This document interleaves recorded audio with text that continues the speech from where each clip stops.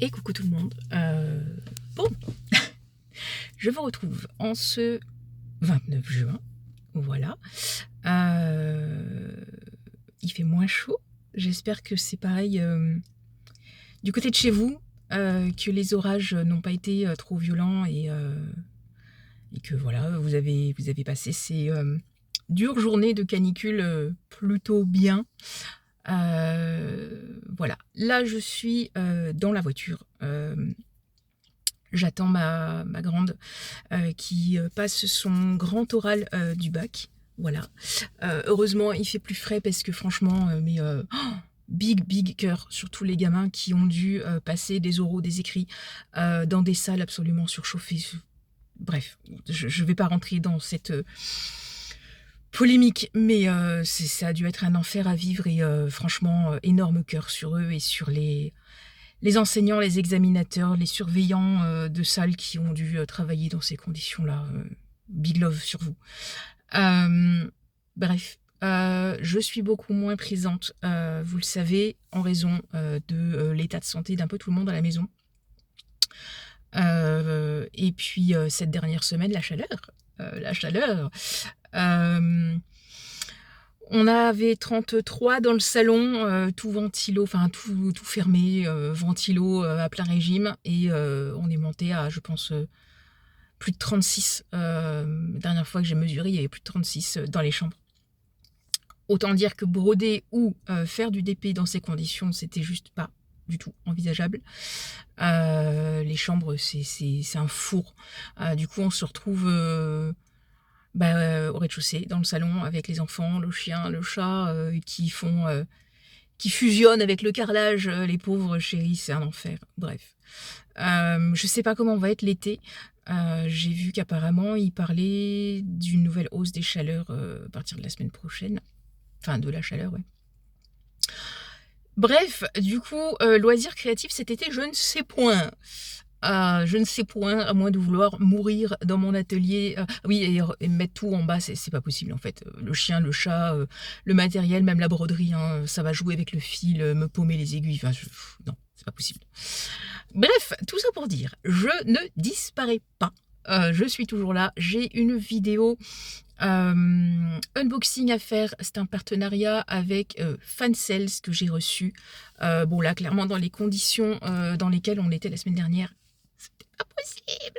Je vais essayer de le faire quand même cette semaine par respect pour la marque.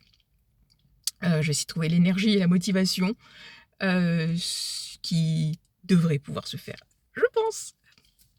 Dans tous les cas, voilà. Moralement, c'est difficile. Je suis toujours en arrêt.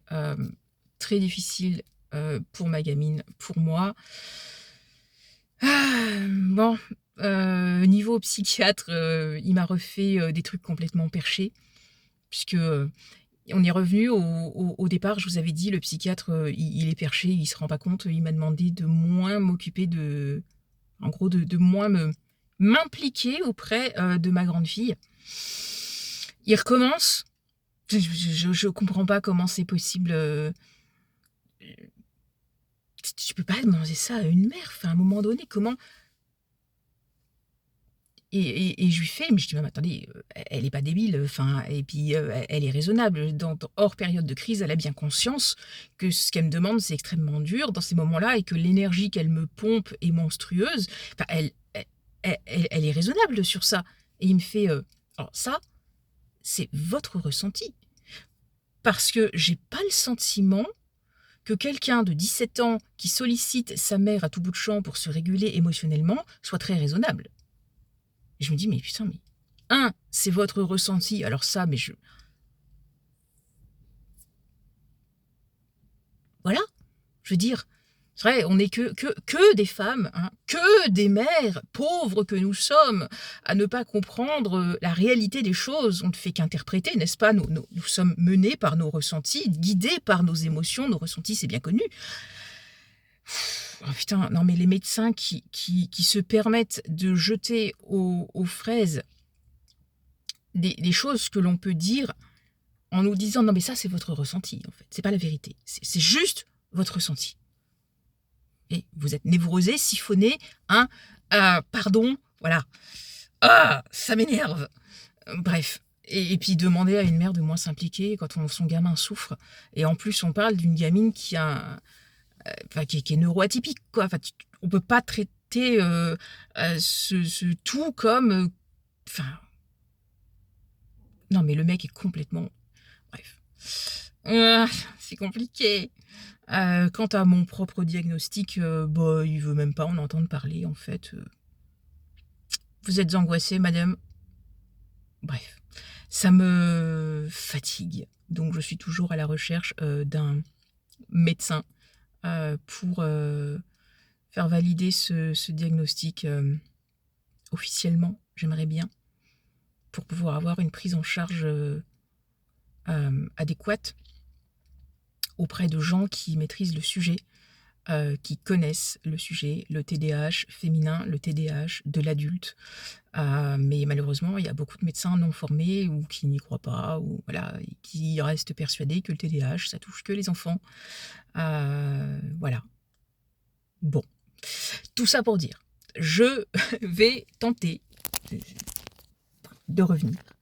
Voilà, je ne disparais pas, je n'abandonne pas, je suis là comme tout le monde à crever de chaud. Et puis, puis voilà. Sur ce, je vais vous faire de gros bisous. Je vous souhaite le meilleur. Prenez encore plus soin de vous que d'habitude, de vos proches, voilà, conjoints, enfants, parents, amis, vos animaux, qui souffrent, les pauvres chéris, c'est pas facile pour eux. Déjà pour nous, c'est une horreur, mais alors pour eux, je crois que c'est encore pire. Ils comprennent pas ce qui leur arrive. Hem Et puis, je vous reviens très, très vite. Voilà, énorme cœur sur vous tous. Des gros bisous. Salut, salut.